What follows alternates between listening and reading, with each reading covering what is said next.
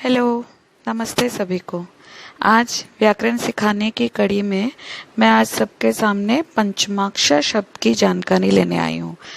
पंचमाक्षर के बारे में आज हम लोग जानेंगे, वो क्या होते हैं, उनका प्रयोग कहाँ कहाँ होता है और कैसे प्रयोग होता है। ठीक है, तो चलिए मैं आप लोग को पंचमाक्षर के बारे में बताती हूँ।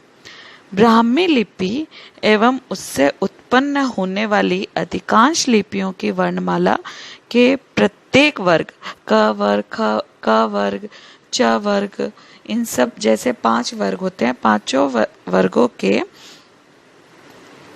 5वें वर्णों के समूह को पंचमाक्षर कहते हैं। पंचमाक्षर का अर्थ होता है पंचम अक्षर, अर्थात 5वां अक्षर। देवनागरी हिंदी, हमारी हिंदी की लिपि क्या है? देवनागरी। तो देवनागरी लिपि में अंग, या, अणा, न तथा म, ये सब पंचमाक्षर हैं। पंचमाक्षर शब्द की प्राय करके हम लोग गलतियां करते हैं। ये गलतियां कहाँ कहाँ होती है, चलिए ये भी मैं आपको बताती हूँ। पंचमाक्षरों के नियम का सही ज्ञान नहीं होने के कारण हम लोग इनके आधे अक्षरों की जगह प्राय करके न का ही गलत प्रयोग करते हैं। जैसे पंडित के स्थान पर पंडित लिख देते हैं, यहाँ पे अणा आना चाहिए पर हम लोग न का प्रयोग करते हैं। विंडोज के स्थान पे हम लोग विंडोज लिख देते हैं, अणा की जगह न लिख देते हैं। चंचल के स्थान पे हम लोग चंचल लिख देते हैं, जहाँ यहाँ आना चाहिए वहाँ पे न लिख देते हैं। तो जहाँ जहाँ अणा या इन सब की जगह हम लोग न का प्रयोग कर लेते हैं। ये अधिकतर करके होती है या तथा न के स्थान पे न का प्रयोग। नियम क्या है इनके? वर्णमाला के हर व्यंजन वर्ग के पहले 4 वर्णों के पहले यदि अनुस्वार की ध्वनि हो तो उस वर्ग का 5वां वर्ण आधा हलंत होकर लगता है।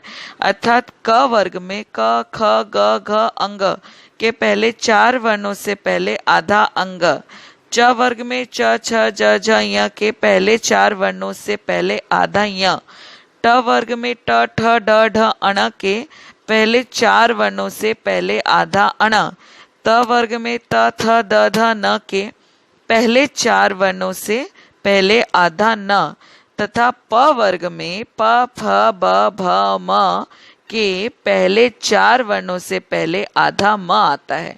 उदाहरण के स्वरूप देखिए, जैसे हम लोग क वर्ग में अंग लेंगे पंचमाक्षर के रूप में तो पंकज, गंगा, पंख। च वर्ग में यह आता है पंचमाक्षर तो उसमें कुंजी, चंचल, रंजन। ट वर्ग में अण, घंटा, कंठ, ठंड, अंड। त वर्ग में न, कुंती, शांति, हिंदी, गंध। प वर्ग में परंपरा, संभव, चंपारण, आरंभ इत्यादि। आधुनिक हिंदी में क्या होता है? देखो, आधुनिक हिंदी में पंचमाक्षरों के स्थान पर सुविधा के लिए अनुस्वार का भी प्रयोग कर लिया जाता है। यह देवनागरी की सुंदरता को ही कम करता है और कुछ नहीं। जैसे पंकज में अंग हलंत लगे के जगह पे हम लोग ऊपर अनुस्वार ले लेते हैं। शांति में न आधा की जगह हम लोग ऊपर अनुस्वार ले लेते हैं। ऐसे ही परंपरा में म की जगह हम लोग ऊपर बिंदु ले लेते हैं। विशेषकर य तथा अंग का प्रयोग काफी कम हो गया। परंपरा के अनुसार संस्कृत धर्म तथा भारतीय संस्कृति संबंधी लेखों में पंचमाक्षरों का प्रयोग होना चाहिए, जबकि विज्ञान, गणित, तकनीक आदि संबंधी लेखों में सरलता हेतु आधुनिक हिंदी का प्रयोग किया जा सकता है।